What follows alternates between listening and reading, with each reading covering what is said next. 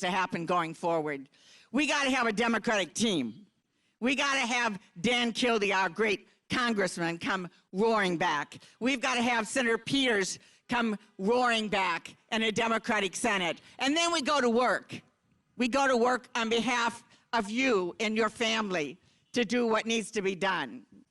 I don't know about you, but I'm tired of being tired.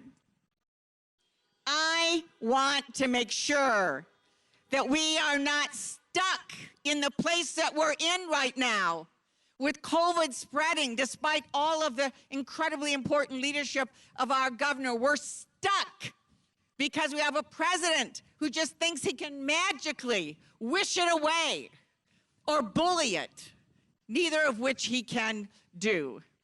The reality is that we want our children to be back in school safely. We want our small businesses to be open safely. And you know what? We want our families to be able to survive during this pandemic and have a roof over their head, be able to pay the bills and food on the table, and have the health care they need. That's what we should be doing in America. That's what should be the first priority right now. And you know what? I don't know about you, but we just want our lives back, right?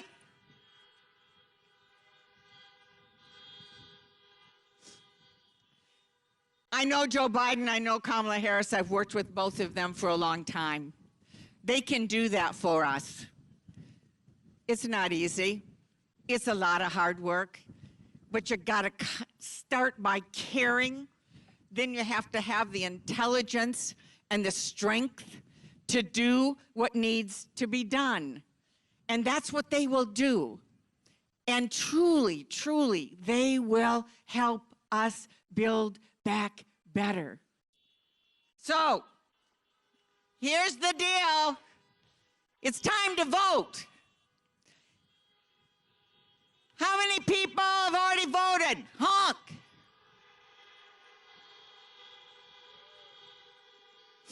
Okay.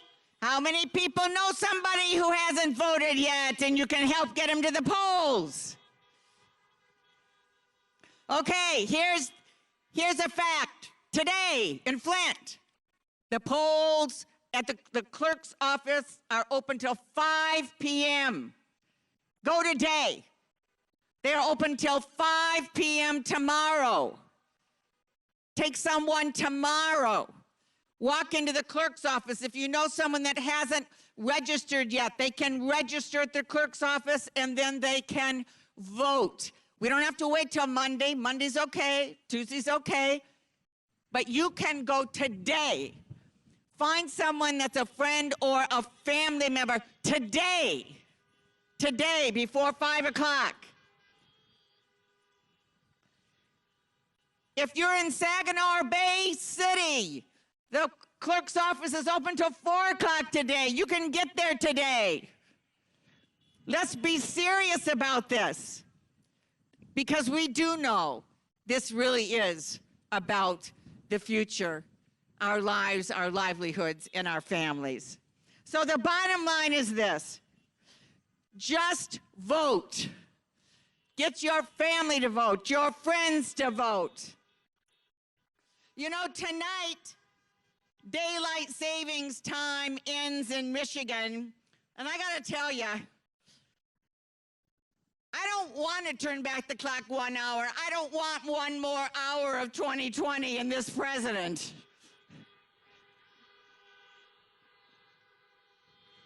But if we're gonna have it, then let's use it.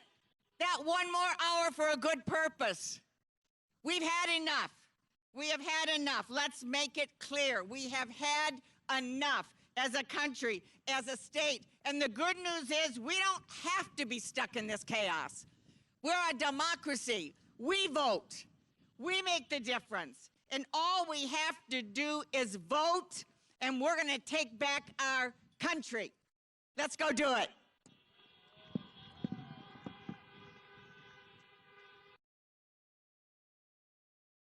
Ladies and gentlemen, please welcome Senator Gary Peters.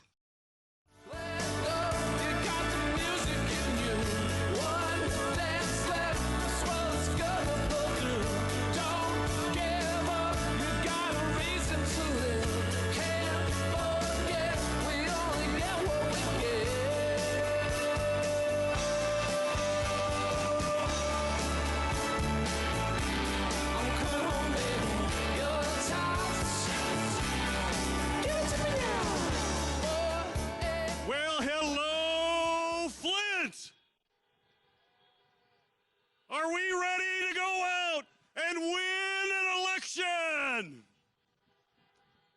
Are we bringing all of our friends to the polls? And are we ready not just to win, but are we ready to win big? Well, I can feel it, and I tell you, I'm just so excited to be here. And I'm excited because we have President Barack Obama ready to come out to greet us. We also have the next president of the United States, Joe Biden, ready to come out and greet us. And they're both here because they love Michigan, and they certainly love the city of Flint. And we know that they love this state because they have been here time and time again. But they don't just show up to visit and wave their hands and do some politicking. When they show up, they get the business done. They have done that before, and they will do it again.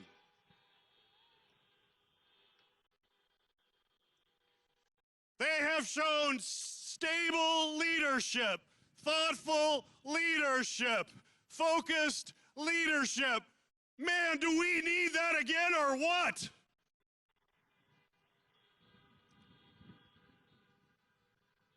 I just want to talk again about where we saw them together and how it made a difference.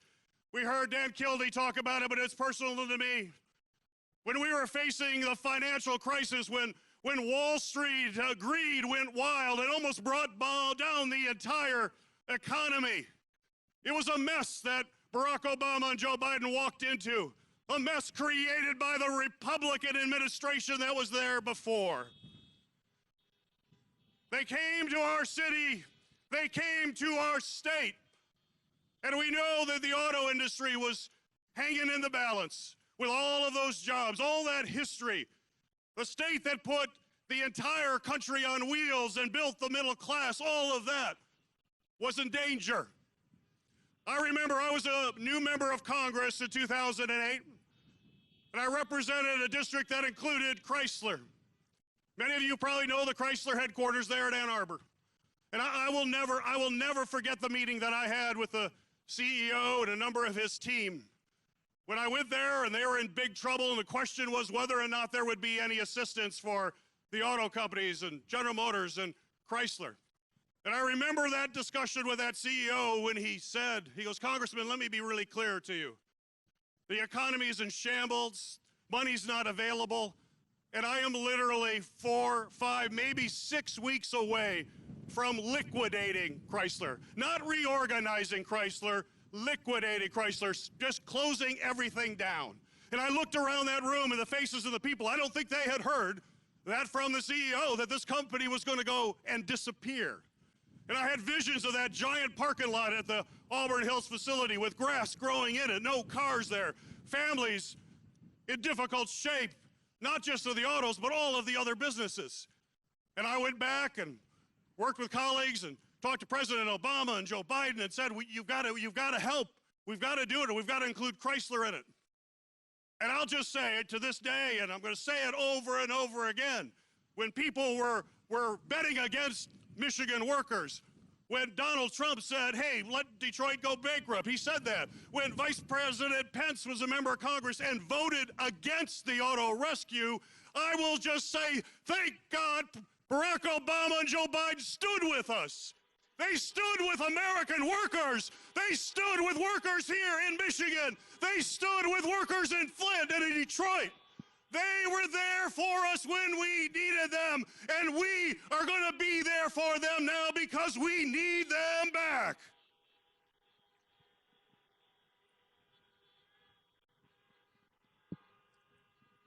We are in the middle of a pandemic that has lasted a whole lot longer than any of us would like. We're still looking for leadership. We have a president that has not acknowledged it and thought it would disappear and didn't act quickly and pit states against each other, did not show the kind of leadership that we have seen in the past. But thank God Joe Biden has a plan. Thank God he will be our next president. And thank God we will be able to work with him and his leadership to get through this challenge. But I will say that Joe Biden, he can't do it alone. He needs help. He needs friends. And he needs friends in the United States Senate. He needs a Democratic majority in the United States Senate.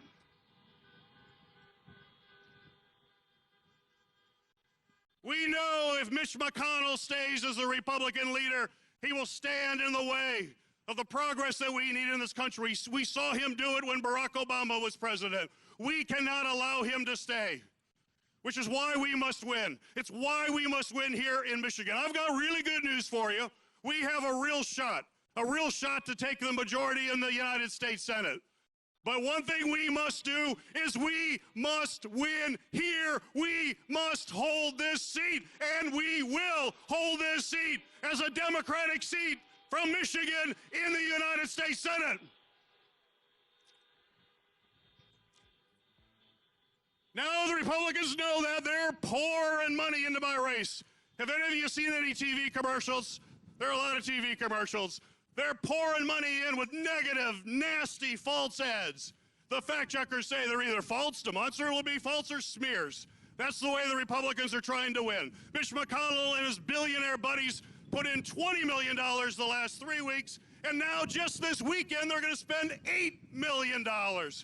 These are billionaires that think they can buy this election. We all know, we are all proud Michiganders, and we know that billionaires cannot buy an election in Michigan. We know that billionaires have a lot of money, we get that. But one of the many reasons this country is so great, a billionaire still gets one vote. We get one vote, and we have more votes here today in Flint than those billionaires.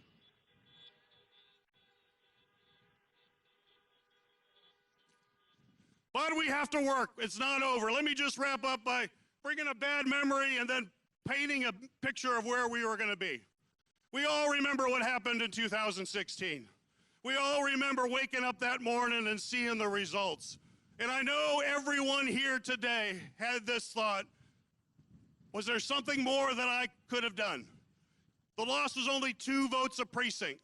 Is there something else I could have done? Could I have made a few more calls? Could I talk to my neighbor and get those 2 votes out?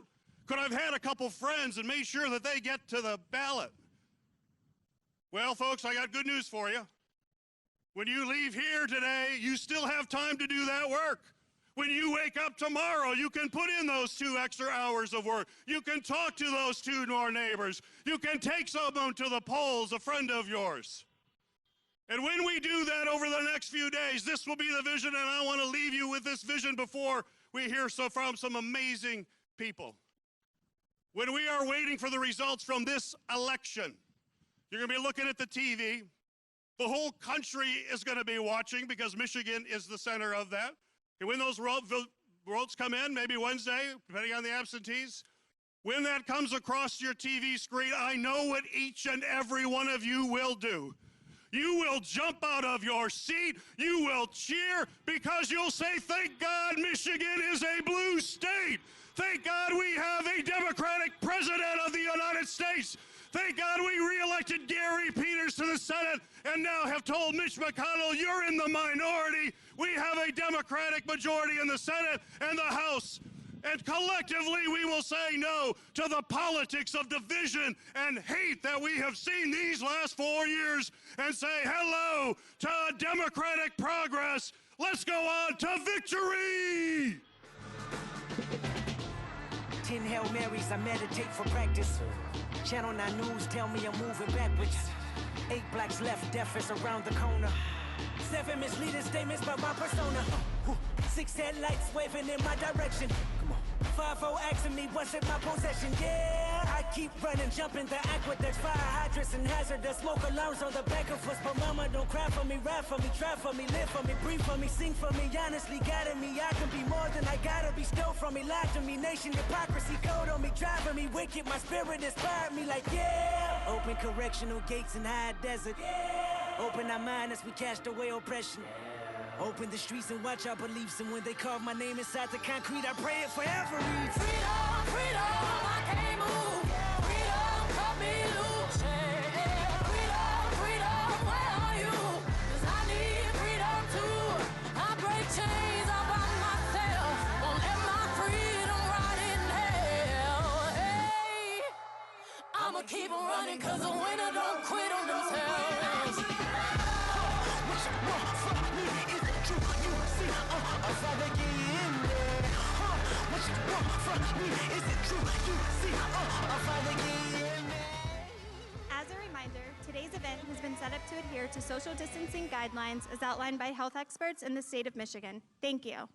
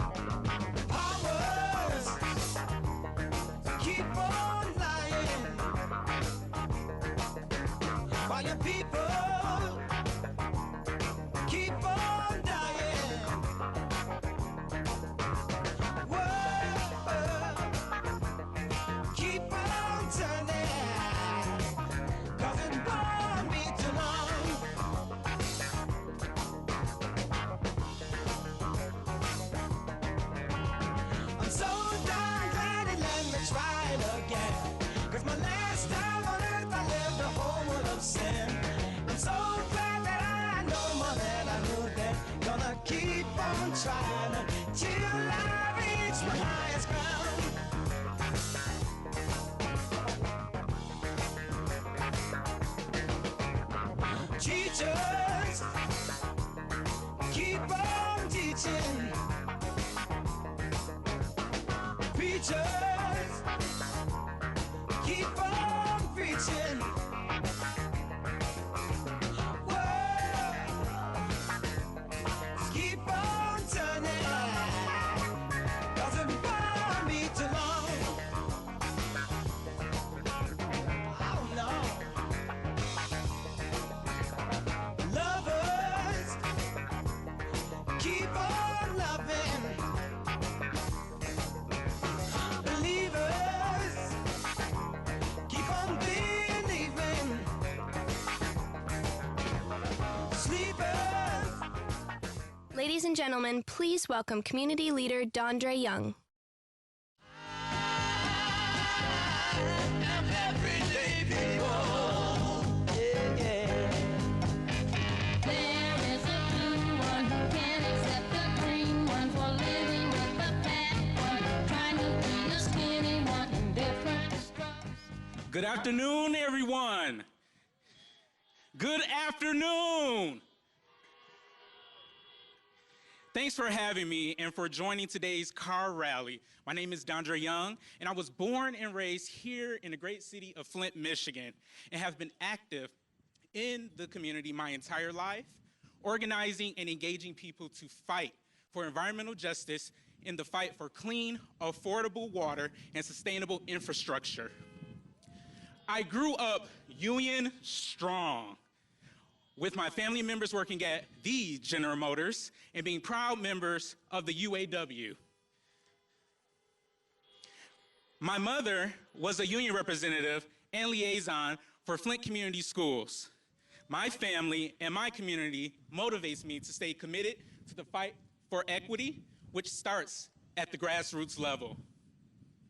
I always tell people that fighting for change at the grassroots level is more than just your typical 9-to-5 job.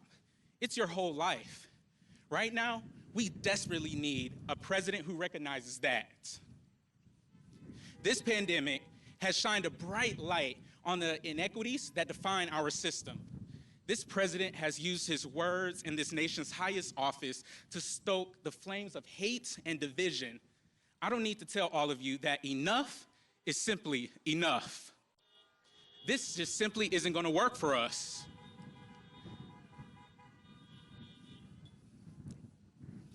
Ladies and gentlemen, we are just 3 days away from a day we will never forget. This is no doubt the most important election of our lives. And when November 4th rolls around, we need to know that we left it all on the table, that we did everything we could to elect the leaders we know we deserve. We're at a crossroads right now, and meeting this moment means exercising your right to vote. It means telling your friends and family to vote. For those of you who have yet to vote, you can go to iwillvote.com. Again, that is iwillvote.com to make your plan today. If you care about health care and the water you drink, you need to vote for Joe Biden. The stakes are too high to sit this one out. Joe Biden knows that change starts at the grassroots level. He knows that the best laws and policies demand a patient, attentive ear to the ground. He will listen. He cares about us. He helped save the auto industry, which made a huge difference for thousands in Flint. And he will be more than a 9-to-5 president, because he knows that's what it takes to right the ship. Here in Flint, we are no strangers to what it takes, or rather, what it means to suffer a public health crisis.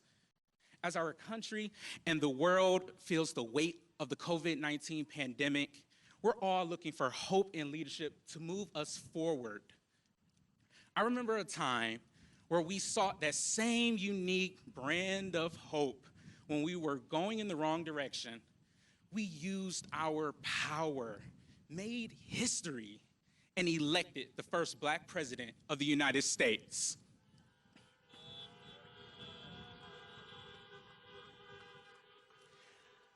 I'm so honored to introduce a man and president who embodies that hope, who forged a bright path forward.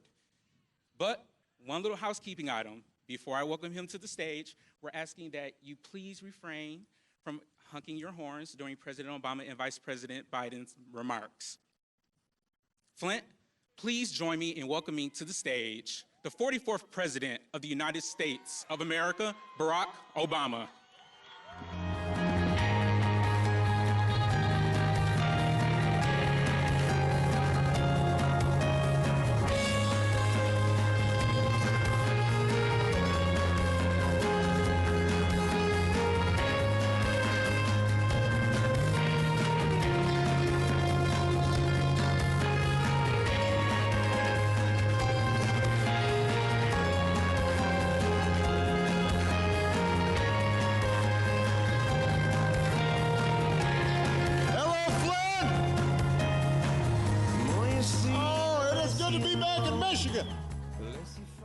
Good to be back in the Midwest. Getting a little closer to Chicago from here. How's everybody doing? Can everybody please give a big round of applause to Dondre Young? Fantastic young man. Thank you for the introduction. Happy Halloween, everybody. I love your masks. Please give a big round of applause as well to Governor Gretchen Whitmer, your own. Lieutenant Governor Garland Gilchrist. My buddy from the Senate, Debbie Stabenow. A man who's always in there fighting for you, who we need to send back to the United States Senate, Gary Peters. Your congressman, born and raised right here in Flint, Michigan, Dan Kildee. Mayor Sheldon Neely. And the big treat to come, the next president of the United States, Joe Biden.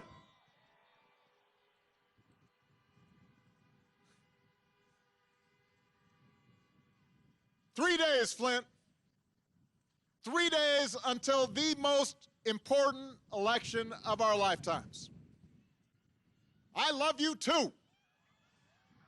Listen, I know right now you got the Michigan State game, and that's a big deal. Paul Bunyan Trophy's on the line. But this Tuesday, everything is on the line. Our jobs are on the line. Our health care is on the line. Whether or not we get this pandemic under control is on the line. But here's the good news. On Tuesday, you can choose change. On Tuesday, you can elect Joe Biden and Kamala Harris. You can choose a better America. And what's even better news is you don't have to wait until Tuesday to cast your ballot, Michigan.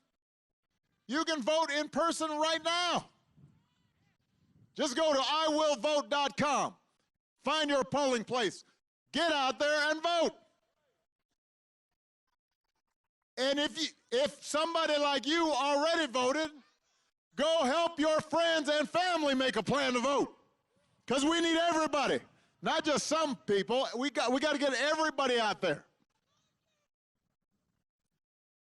I love you too. Okay, that's it. Put that mask back on. Listen, Michigan, Joe Biden is my brother. I love this. I love Joe Biden, and he will be a great president. Now, I'll admit, 12 years ago, when I asked him to be the nominee for vice president with me when I was running, I didn't know Joe that well. We had served together in the Senate, but he and I came from different places, part of different generations. But I quickly came to admire Joe as a man who learned early on to treat everybody he meets with dignity and with respect. Living by the words his mom taught him, "No one's better than you, Joe, but you're no better than anybody else." And that sense of decency and empathy, the belief in hard work and family and faith, the belief that everybody counts, that's who Joe is. And that's who he'll be as president. I can tell you, the presidency doesn't change who you are, it shows who you are. It reveals who you are.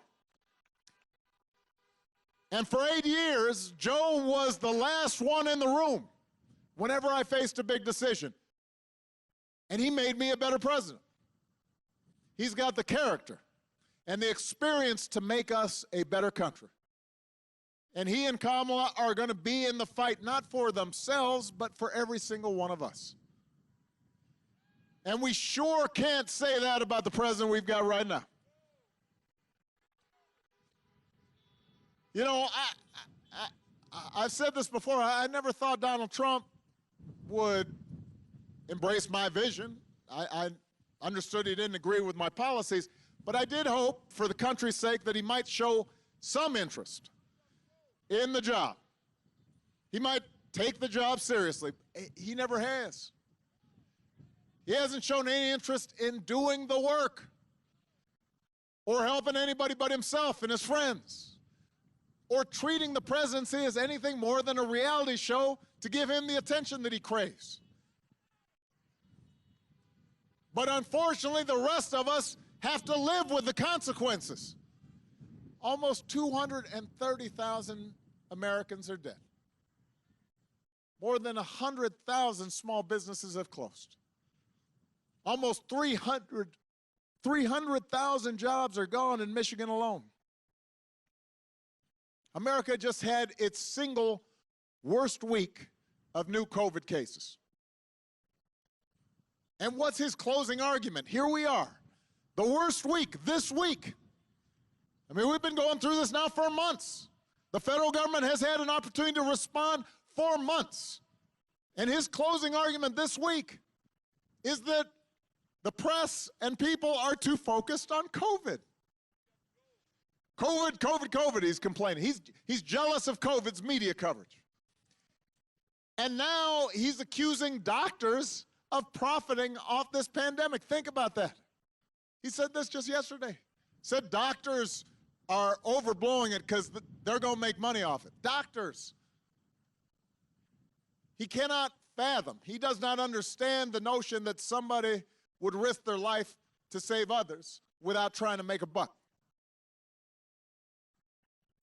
His chief of staff says, we're not going to control the pandemic. That's a quote. Said it last week. We are not going to control the pandemic. We noticed, Mr. Chief of Staff. We understand you're not going to control the pandemic. But you know who will? Joe Biden will. When we elect him president of the United States.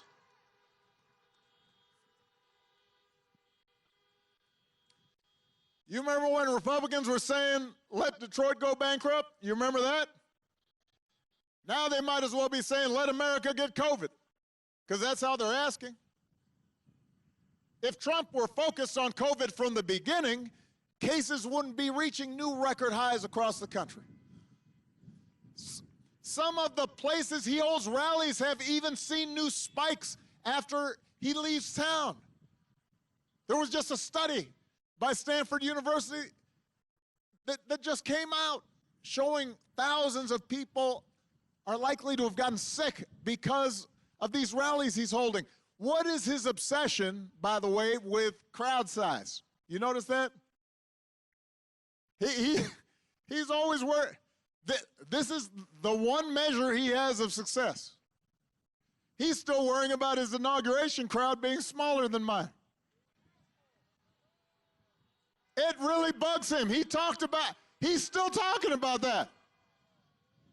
Does he have nothing better to worry about? Did no one come to his birthday party when he was a kid? Was he traumatized?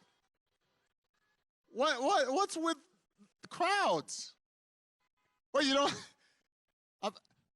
I've had crowds before, you know.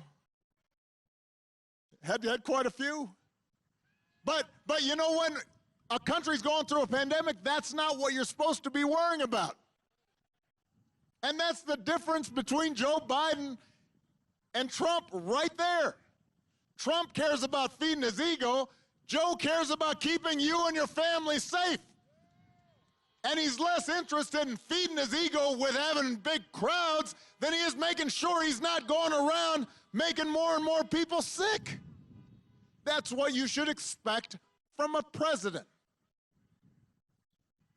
You can expect something different from a reality TV star, but from a president, you want them to put you above their own ego. Look, here's the truth, Michigan. This pandemic would have been challenging for any president. But this idea that somehow this White House has done anything but completely screw this up is nonsense. Canada identified its first case the same week that the U.S. did, right? Just a few miles up, right? It's not close. I may not be pointing north, but Canada's pretty close by. Our mortality rate in the United States is 2.5 times higher than Canada. Think about that. If we had the same percentage of folks dying in Canada as we do here, nearly 90,000 Americans would have died instead of 230,000 Americans. If we had handled this pandemic like Canada did, 140,000 of our fellow Americans might still be alive today. Think about that. Think about that. And yet, despite that, last week, when Trump was asked if he'd do anything different, he said, not much. Really? Not much. Can't think of anything. Listen, I understand the president was anxious to downplay it because he wanted to get credit for the economy that he inherited, and zero blame for the pandemic he ignored. But it doesn't work that way. The job doesn't work that way. Tweeting at the TV doesn't fix things. Making stuff up doesn't make people's lives better. You've got to have a plan. You've got to put in the work. And along with the experience to get things done, Joe Biden has concrete plans and policies that will turn our vision of a better, fairer, stronger country into reality. Joe's not going to screw up testing. Joe's not going to call scientists idiots. He's not going to host super spreader events around the country. What Joe will do is get this pandemic under control with a plan to make testing free and widely available, to get a vaccine to every American cost-free, and make sure our frontline heroes never have to ask other countries for the equipment that they need. That's what Joe Biden will do.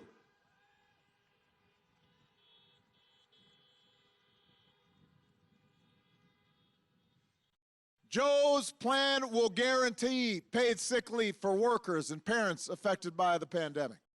He'll make sure that small businesses in every community, not just some, not just big corporations, but small businesses that hold our communities together and employ millions of Americans, can reopen safely.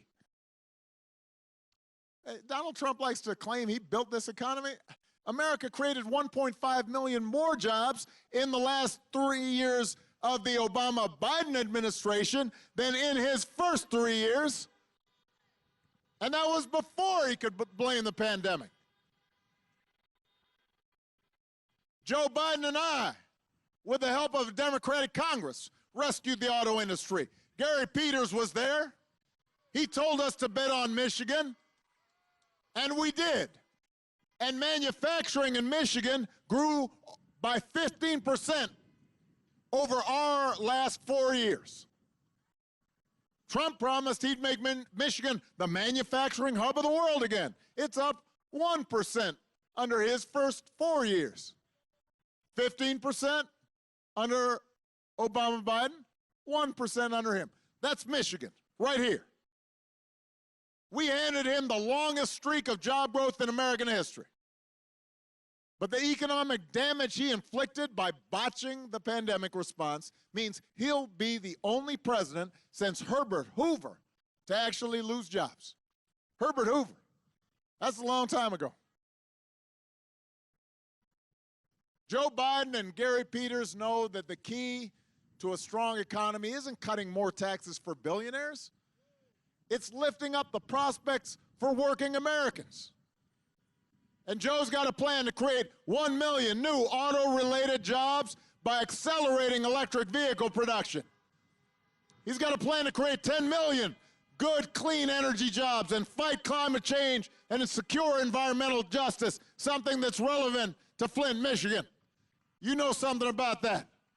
He'll pay for his plans by rolling back Trump's tax cuts for billionaires. And this is important. Joe sees this moment not to get back to where we were, but to build on the progress we made together and finally make long overdue changes so that our economy actually makes life a little easier for everybody. For the waitress trying to raise a kid on her own. For the student figuring out how to pay for next semester's classes. Or the shift worker always on the edge of getting laid off. Or the cancer survivor who's worried that her pre-existing conditions, protections will be taken away. Let's talk about health care for a second. Let's talk about health care for a second. Republicans love to say right before an election that they'll protect your pre-existing conditions. That's what they say.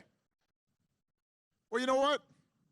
Joe and I actually protected them 10 years ago with the Affordable Care Act.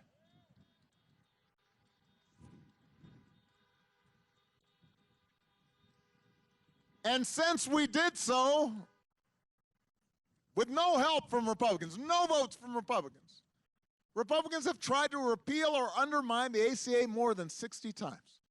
For 60 times, they've tried to take people's health care away. And when asked, why are you doing that? Why are you being so mean? You don't think these people should have health care? They say, no, no, no, no. We've got a new plan. It's going to be beautiful. It's going to be terrific. Except it's been 10 years now, and they still don't have a plan.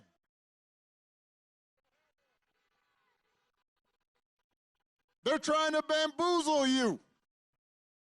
Instead of actually coming up with a plan, they've attacked the ACA at every turn. They've driven up costs. They've driven up the number of uninsured.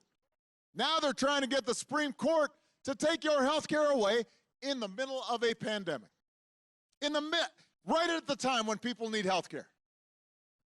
They've signed on to a case right now in the Supreme Court where they're trying to take insurance away from folks who need it with nothing but empty promises to take its place.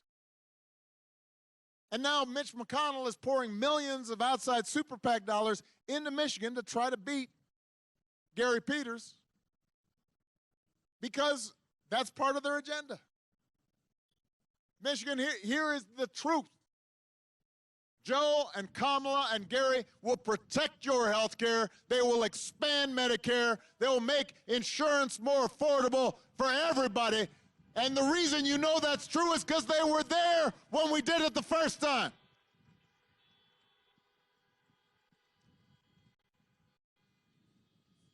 And here's another thing. With Joe and Kamala at the helm, this is a big benefit. Michelle and I were talking about this over dinner the other day. You're not going to have to think about them every day. You're not going to have to argue with your family about them every day. It won't be so exhausting. You'll be able to get on with your lives knowing that the president is not going to suggest we inject bleach as a possible cure of COVID. You won't have to find out. You won't wake up in the morning and kind of open your phone. Oh, newsflash. The president retweeted conspiracy theories that the Navy SEALs didn't actually kill bin Laden. You're not going to have a president who goes out of his way to insult people just because they don't support him. This is not normal behavior, people. We would not tolerate it from a teacher or a coach or a coworker or a family member. If a neighbor was acting like this, you'd stay away from that neighbor. Why would we accept it from the President of the United States? And you know what? There are consequences to this action. There are consequences to his actions. It's not just a joke. It's not funny. Those actions embolden other people to be mean and divisive and racist. And it frays at the fabric of all of our lives, and it affects how our children see the world and how they treat each other. It affects the way our families get along. It affects the way the world sees America. That's why Joe talks about the soul of America. That's why he talks about decency and kindness and responsibility and hard work. That, more than anything, is what separates Joe Biden from his opponent. He actually cares about every American. He does not have a mean-spirited bone in his body. I have seen him spend time with people, that strangers that he doesn't know. When he hears about they're going through a hardship, he talks about what he's gone through. When he sees a kid, his eyes light up because he thinks about his own kids and grandkids. Joe Biden tries to live the values we cherish: honesty, hard work, kindness, humility, responsibility, helping somebody else out. That used to be the definition of manliness, not strutting and showing off, acting important, bullying people. Used to be being a man meant taking care of your other people, not going around bragging, but just doing the work, not looking for credit,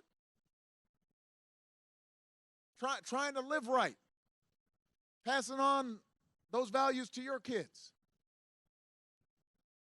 looking out for a community, carrying your weight, giving up a little bit of what you might have to help somebody who has a real need.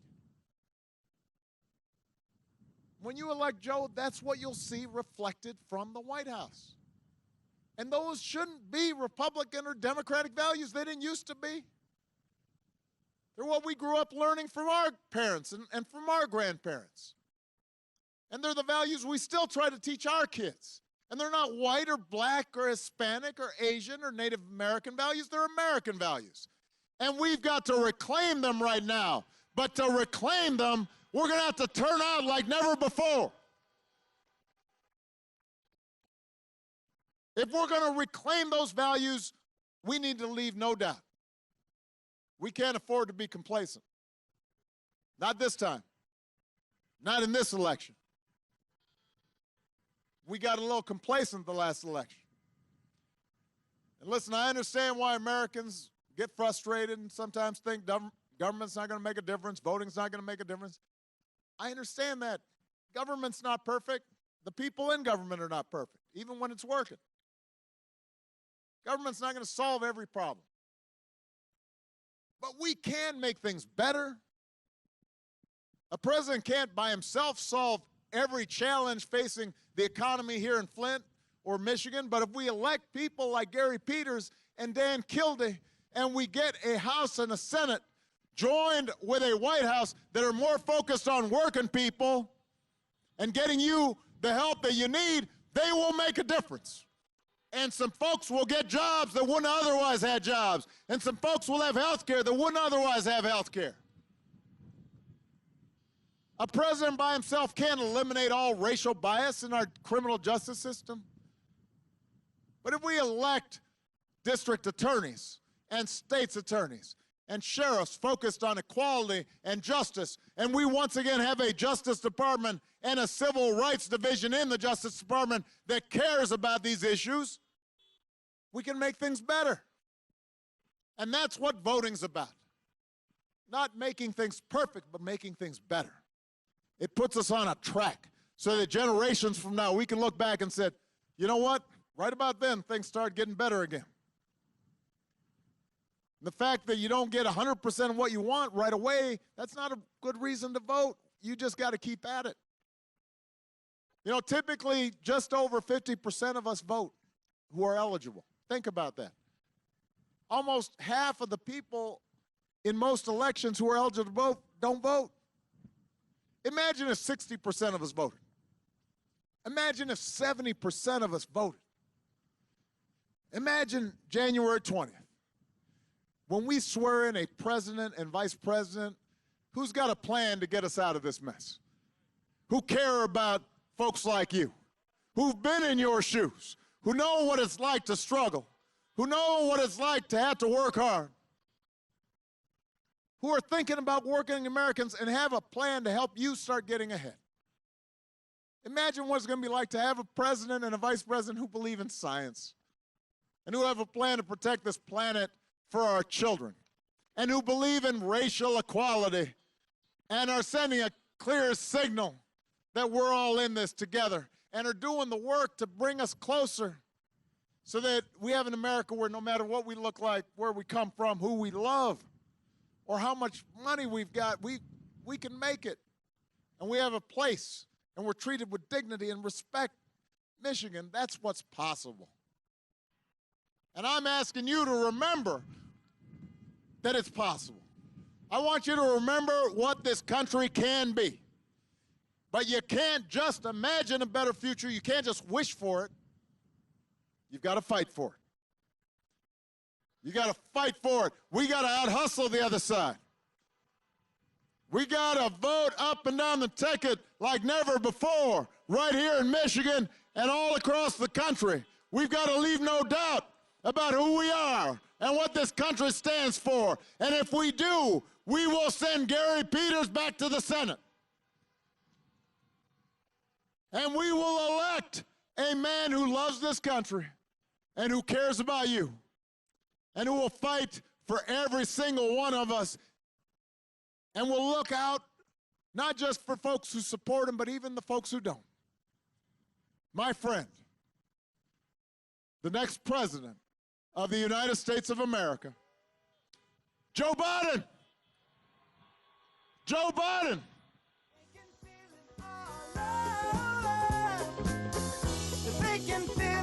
Joe Biden. Honk if you're fired up. Honk if you are ready to go.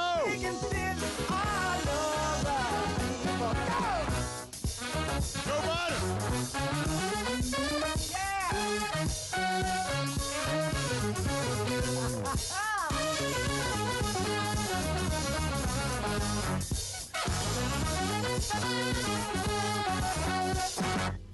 Hello, Flint. Knows it is and always will be one of the things that life just won't quit. Mr. President, But here's some thank you, thank you, thank you. Kind of reminds you of how good it can be listening to him, doesn't it? As my mother would say about Barack, God love him, he's a good man.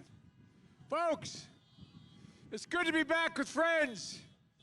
Mayor Neely, Governor Whitmer, Lieutenant Governor Gilchrist, Debbie Stabenow, my good buddy, Gary Peters, who you are going to send back to the United States Senate, because I'm going to need him.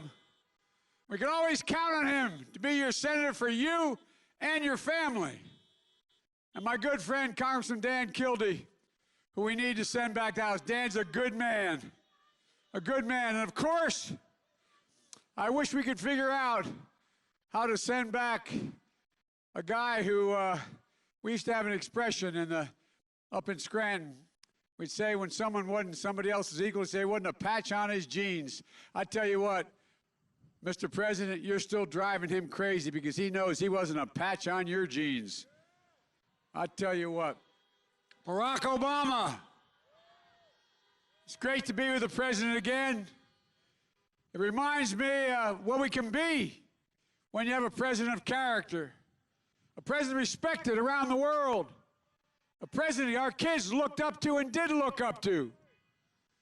I want to say something we don't say often enough, and I mean this from the bottom of my heart. Barack Obama was a great president of the United States of America. And I want to make sure we say it here today. Mr. President, thank you, thank you, thank you. Went through 8 years without one single trace of scandal, not one single trace of scandal. It's going to be nice to return to that. Flint, 3 days, 3 days. We can put an end to this presidency we have now that has divided the nation. 3 days. We can put an end to a presidency that has failed to protect this nation. 3 days. We can put an end to this presidency that has fanned the flames of hate all across this nation and made us a laughingstock around the world. Millions of Americans have already voted. Millions more are voting today, tomorrow, and God willing, all the way through to the close of the polls on Tuesday. And my message to you is simple. The power to change the country is not figuratively, it's literally in your hands. I don't care how hard Donald Trump tries, there's nothing, let me say it again, there's nothing that he can do to stop the people of this nation from voting in overwhelming numbers and taking back this democracy. And when Americans vote, no matter how many threats he makes, America will be heard. When America's heard, I believe the message is going to be loud and it's going to be clear. It's time for Donald Trump to pack his bags and go home.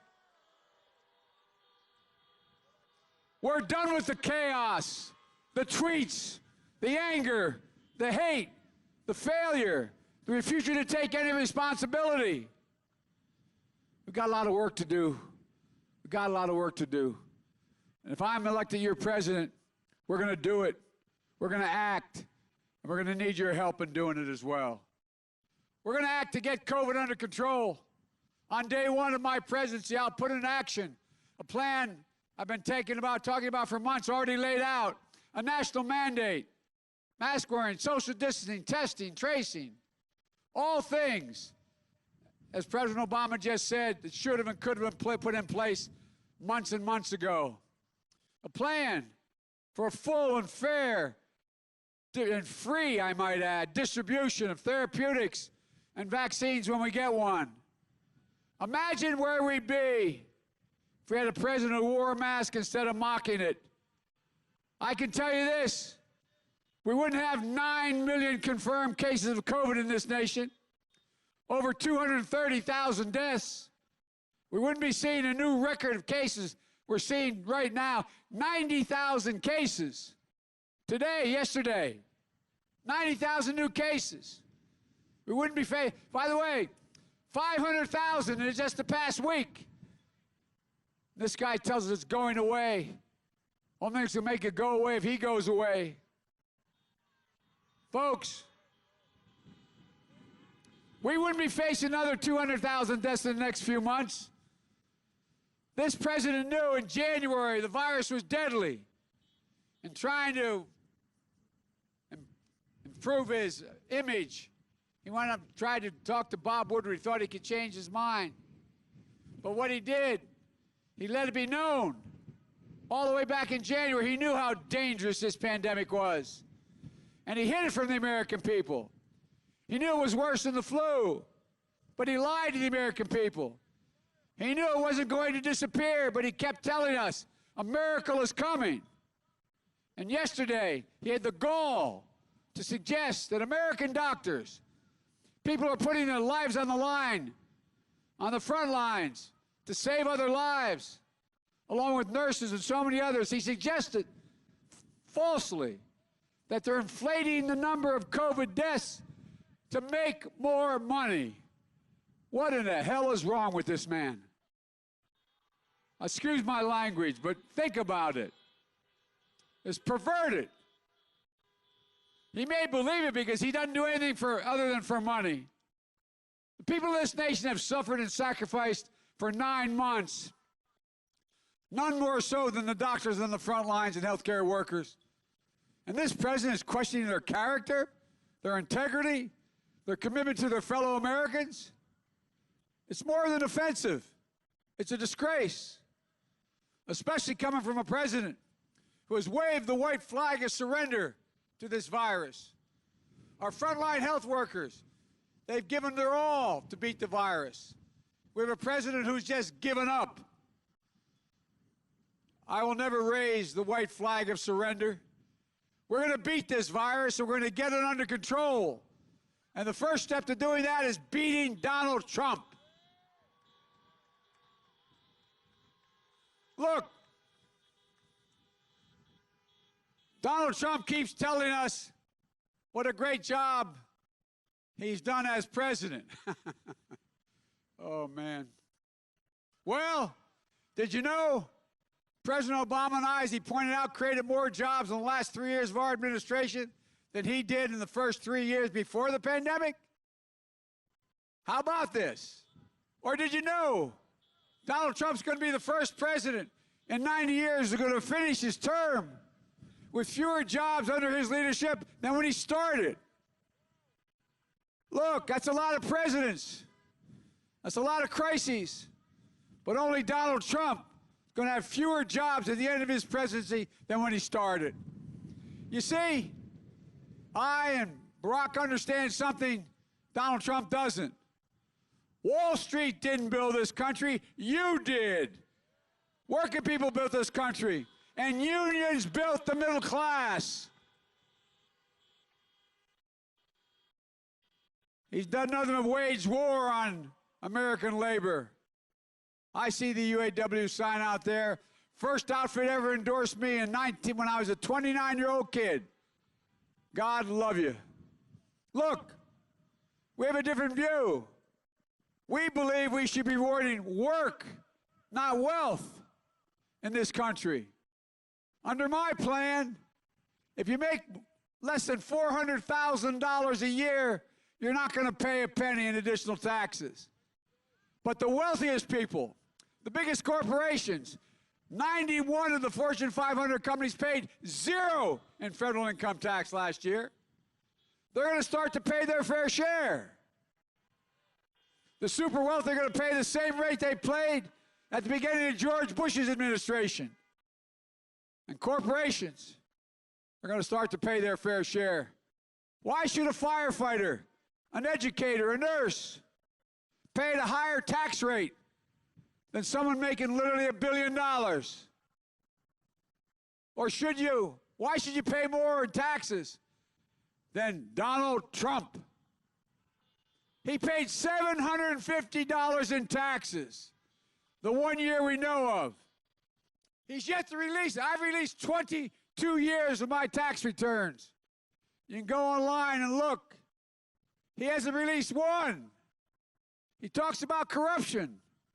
What is he hiding? He owes $41 million out there. Who's he owe it to? If you notice, he's the only president I know of that has a secret bank account in China. Paid 50 times more taxes in Beijing than he's paid in the United States. And this guy talks about corruption. Look, we're also going to act to protect health care. Trump and the Republicans just jammed through a Supreme Court nominee for one overwhelming reason. As Barack said, the president said, they've been trying over 50 shots to take out Obamacare, destroy the Affordable Care Act. But they're going to be in court, I believe it's 7 days after the election. Win or lose, they're going to be in court. If they get their way, 100 million Americans will lose protections for pre-existing conditions, including more than 4 million Michiganders. Donald Trump thinks health care is a privilege. Barack and I think it's a right for people to have bad health care. We're not only going to restore Obamacare, we're going to build on it. We're going to keep your private insurance if you like it, and you can choose a Medicare-like public option if you don't. We're going to increase subsidies to lower your premiums and deductibles. Out-of-pocket spending, reduce prescription drug costs by 60%. Look, we're going to make sure you keep the protections for people with pre-existing conditions. Meanwhile, Donald Trump laid out what he's going to do in his second term if he's elected to Social Security. The actuary at the Social Security Administration says if he gets that plan passed, it will, quote, bankrupt Social Security by 2023. Something millions of Americans live on, paid for their whole life. When I said back 6 years ago, as Debbie will tell you, when I said the Republicans were going to try to eliminate Medicare, everybody said, no, that's crazy. First thing Paul Ryan and the Republicans in the Congress did was try to cut billions of dollars out of Medicare. These guys mean what they say. I'm going to protect Social Security, Medicare and Medicaid, because it's a lifeline for so many hardworking folks. But folks, I have to admit to you, it's kind of personal with me. There's nothing worse that this president has done, in my view, than the way he speaks about our women and men in uniform and those who have given their lives. He called them losers and suckers. My son Bo was a major in the United States Army, gave up the Attorney General's job, and petitioned to be able to go with his unit to Iraq for 1 solid year. After, as a U.S. attorney, being in Kosovo, I might add, I'm going to be a typical dad. He's the only foreigner in Kosovo that has a 12-foot memorial dedicated to him.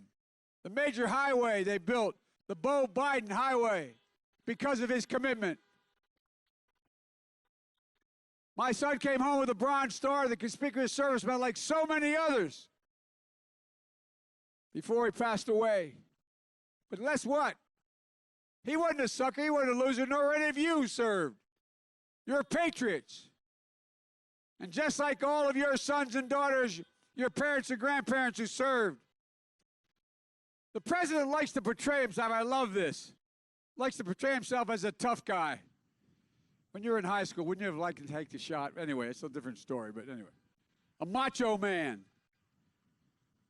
But when's the last time you read about, saw, heard about a president of the United States literally being laughed at by world leaders when he spoke at the United Nations? Laughed at, out loud. When's the last time you saw a president of the United States being openly mocked by the leaders of NATO at a NATO conference? And can you believe we have a president who acts like Vladimir Putin's puppy? Putin put bounties on the heads of American soldiers serving in Iraq, and Trump was too scared to challenge him. Talked to him 6 times, has never mentioned it. Trump's not strong, he's weak. He commands little respect on the international stage.